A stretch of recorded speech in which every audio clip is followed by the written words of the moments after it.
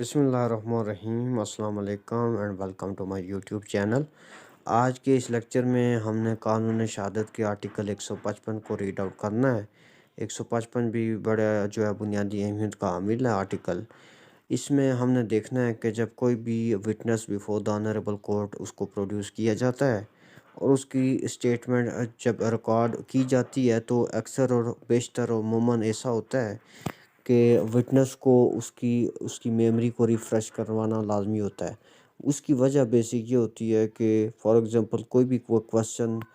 اگر وٹنس سے پٹ کیا جاتا ہے، وٹنس سے اس گواہ سے کوئی بھی کوشچن پوچھا جاتا ہے تو اس کوشچن کی اسے شاید صحیح یادداشت نہیں ہوتی، یاد نہیں آتا، یا کوئی ڈیڈ ہے، فار ایگزامپل کوئی بیع نامہ ہے، کوئی گفٹ ہے، کوئی ہبہ ہے جس میں وہ وٹنس ایز پیش ہوا تھا اس وقت عدالت میں،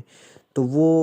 فار ایگزامپل اس کو یہ نہیں پتا کہ کن نمبر خصم سے دی گئی تھی یا کس وقت دی گئی تھی یہ گفٹ ڈیڈ، تو اس کو پڑھ کر سنایا جا سکتا ہے۔ وہ دیٹ پارٹیکولر ڈیڈ اس کو ریڈ آؤٹ کیا جائے گا وٹنس کے سامنے اور اس کو واپس یاد دہانی کروائی جائے گی کہ یہ ڈیڈ ہوئی تھی، ایگزیکیوٹ ہوئی تھی، تو پھر اس کے متعلق اس سے کوشچننگ بھی کی جائے گی۔ تو آرٹیکل 155 کو میں ریڈ آؤٹ کرتا ہوں۔ A witness may, while under examination, fresh his memory by referring to any writing made by himself at the time of transaction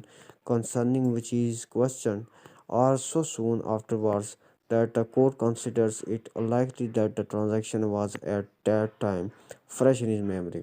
The witness may also refer to any such writing made by any other person and read by the witness within the time aforesaid,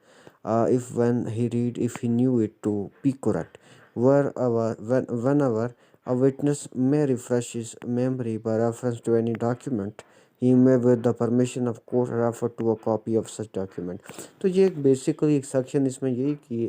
کہا گیا ہے کہ for example کوئی ایسی کوئی transaction تھی جس کو اس نے خود لکھا تھا، لیکن ظاہر سی بات ہے کہ فار ایگزامپل کوئی 10 سال بعد وہ کیس ہوتا ہے کوئی، تو اس سچ پارٹیکولر ڈاکیومنٹ کے حوالے سے اگر کوئی کوشچننگ کی جاتی ہے تو اسے یہ انڈرسٹوڈ سی بات ہے کہ ایگزیکٹ یاد نہیں رہے گا کہ کیا ٹرانزیکشن میں نے کی تھی، کیا تھا کیا نہیں تھا، تو اس کو پھر وہ ڈاکیومنٹ جو ہوگا، جو ریلیونٹ ڈاکیومنٹ ہوگا، اس کو اس کے سامنے پروڈیوس کیا جائے گا اور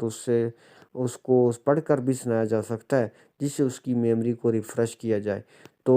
یہ ایک بیسک چیز ہوتی ہے دوران اسٹیٹمنٹ ریکارڈ کرواتے وقت، اور چاہے آپ جرا کر رہے ہیں یا پھر ایگزامینیشن ان چیف کر رہے ہیں، وٹنس کے لیے یہ بالکل یہ سیکشن آپ یہ سمجھیں کہ ایک سپورٹ کرتی ہے، اسسٹ کرتی ہے، گائیڈ کرتی ہے۔ یہ ایک جو آرٹیکل ہے 155، اس آرٹیکل کی بدولت وٹنس کو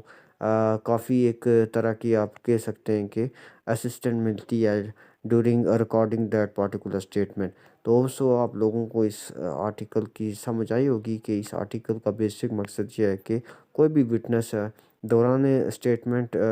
جب اس کی ریکارڈ کی جاتی ہے تو اس وقت اس کو اگر کوئی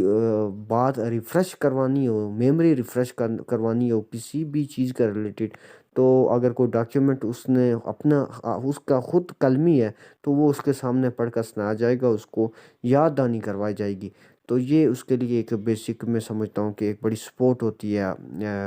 ایویڈنس ریکارڈ کرواتے وقت۔ تو ملتے ہیں انشاءاللہ نیکسٹ ویڈیو میں، تب تک کے لیے اپنا خیال رکھیں۔ اللہ حافظ۔